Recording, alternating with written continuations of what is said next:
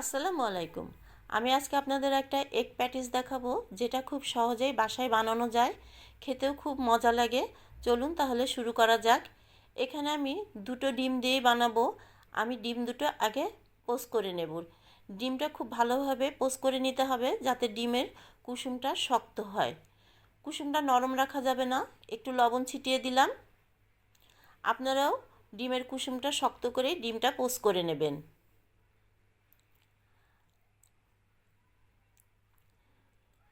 দেখুন আমার ডিমটা কত সুন্দরভাবে উঠে আসলো তাওয়ার থেকে। আমার একটা ডিম পোস্ট হয়ে গেছে, এখন আমি আরেকটা করব।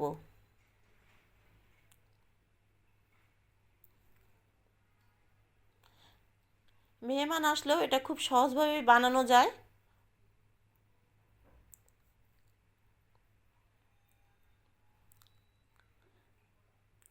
এখানে দুটো ডিম দিয়ে 4 টুকরো প্যাটিস বানাবে। আমি এখানে হাফ কাপ মতো পেঁয়াজ বেরেস্তা করে নেব। দিয়ে দিলাম একটু কাঁচামরিচ, আর দিয়ে দিব একটু ম্যাগি সস। ম্যাগি সসটা দিলে টেস্টটা ভালো হয়, না থাকলে না দেবেন, কোনো সমস্যা নেই। এটা যে দিতেই হবে এমন না। আমার পেঁয়াজটা একটু নরম নরম করে নেব, একদম পুড়িয়ে ফেলবো না।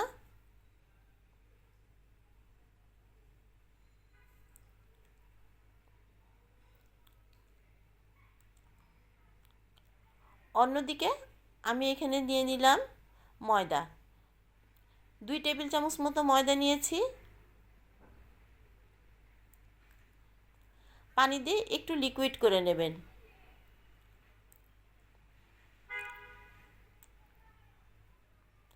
2 থেকে 3 টেবিল চামচ মতো নেবেন। এই শিটগুলো বাজারে যে কোনো ডিপার্টমেন্টাল স্টোরে পাওয়া যায়। এগুলো দামেও অনেক কম। বাসায় বানাতে গেলে অনেক ঝামেলা হয়, সেজন্য এগুলো একটু কিনে নিয়ে আসলেই ভালো। দেখুন শিটগুলো কিন্তু এরকম। আমি একটা শিট নিয়েছি, আপনারা খুব সহজেই, দামও খুব বেশি না। আমি এখানে সেই ময়দা আর পানির লিকুইডটা এখানে এইভাবে লাগিয়ে নেব। আমি এখানে তিনটা তিনটা 6টা শিট ব্যবহার করব। আমি প্রথম শিটের উপরে আরেকটা শিট দিয়ে দিলাম।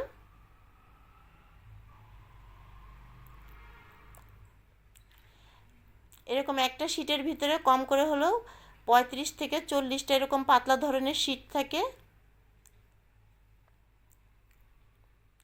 আমি প্রত্যেকটা শিটে এরকম করে ময়দা আর পানির মিশ্রণটা মাখিয়ে নেব।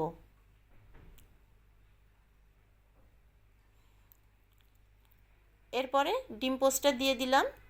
তারপরে দিয়ে দিব পেঁয়াজ। পেঁয়াজ বেরেস্তাটা দিয়ে দেবো এইভাবে।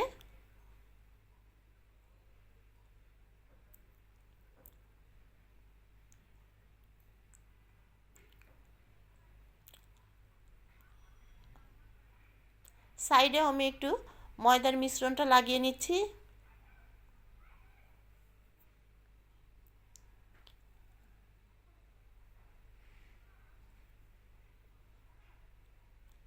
এখন উপরেও আমি আরও 3টা শিট এরকমভাবে দিয়ে দেব একইভাবে। একটু চেপে চেপে লাগাবেন।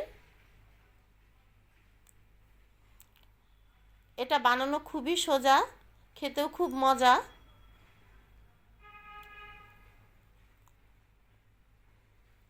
এই শিটগুলো দিয়ে সামোসা, রোল, অনেক কিছুই বানানো যায়।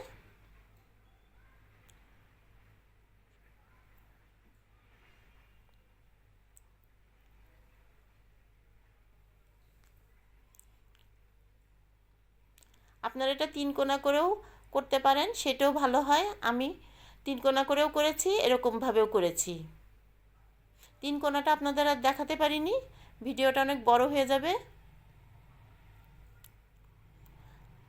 আমি একটু ব্রেড ক্রাম্ব লাগিয়ে নেব। ব্রেড ক্রাম্ব আপনারা নাও লাগাতে পারেন, তাতেও কোনো অসুবিধা হয় না, তাতেও খুব ভালো হয় জিনিসটা। সাইডে আবার একটু ময়দার মিশ্রণটা দিয়ে নিচ্ছি, যাতে ব্রেড ক্রাম্বগুলো ভালোভাবে প্যাটিসের গায়েটা লেগে যায়।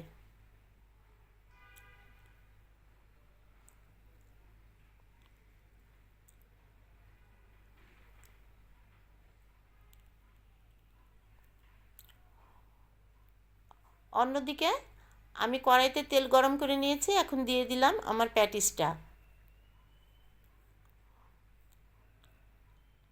এটা খেতে কিন্তু খুবই ভালো লাগে, বিকালের নাস্তা হিসেবে খুবই ভালো যায়।